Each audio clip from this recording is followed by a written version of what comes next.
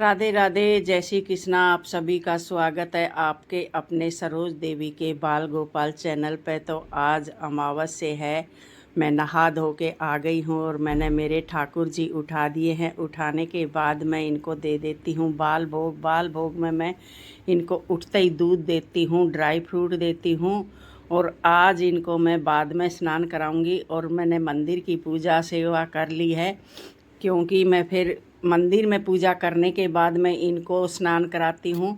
आज मैं इनको थोड़ी देर बैठा दूँगी, इतने ये बाल अपना भोग ग्रहण करेंगे। और आज है अमावस्या, पहले मैं अमावस्या निकालूंगी।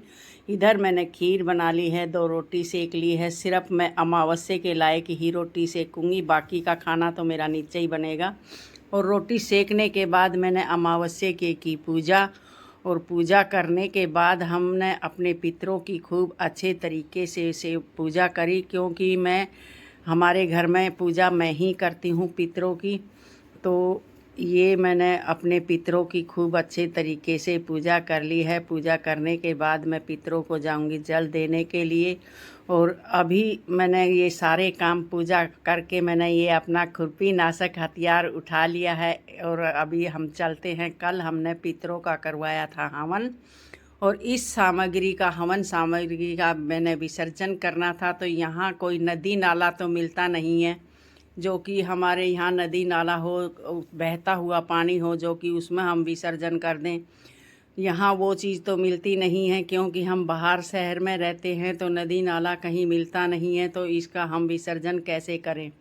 तो चलो मैं आपको बताती हूँ हम इसका विसर्जन कैसे कर सकते हैं। तो ये मैंने इसमें तय कागज़, प्लास्टिक, पन्नियाँ सारी निकाल के साइड में रख दिए। ये हम दे देंगे कूड़े वाले को। और ये फूल और हवन सामग्री और ये भभूत हम अपनी सारी इकट्ठी करके ले लेंगे।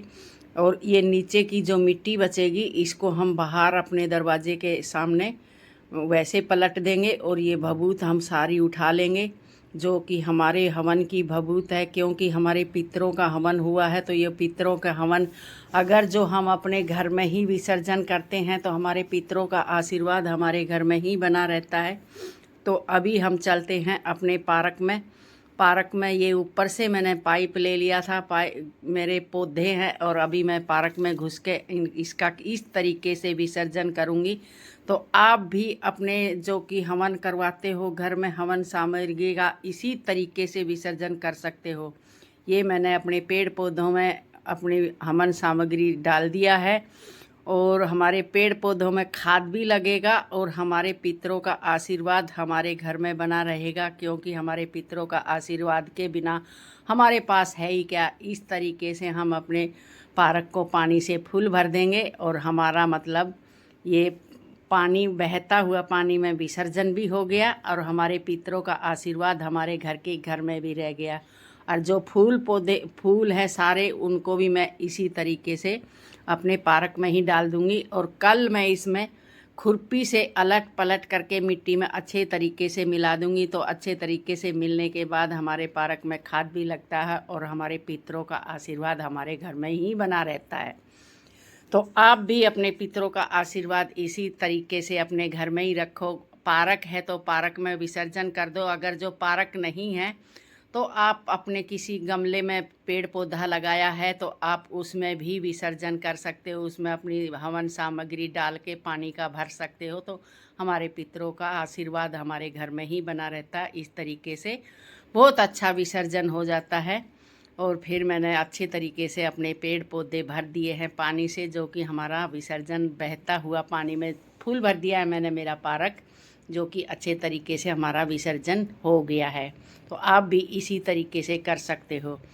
फिर शाम को थी अमावस्या, शनिवार की अमावस्या थी। तो आज हमने 4 मुखी दीपक अपने दरवाजे आगे लगाना था।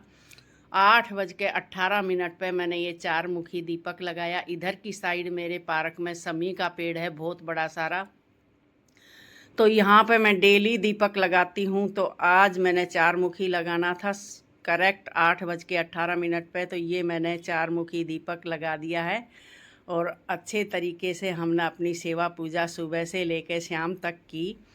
और ये मेरा दीपक कंप्लीट हो गया है। अब आपने भी किसी ने अमावस्या के दिन 4 मुखी दीपक अपने दरवाजे पे लगाया या नहीं, कमेंट में ज़रूर बताना, क्योंकि यहाँ तो सभी ने लगाया था। आप सब ने लगाया या नहीं तो कमेंट में ज़रूर बताना।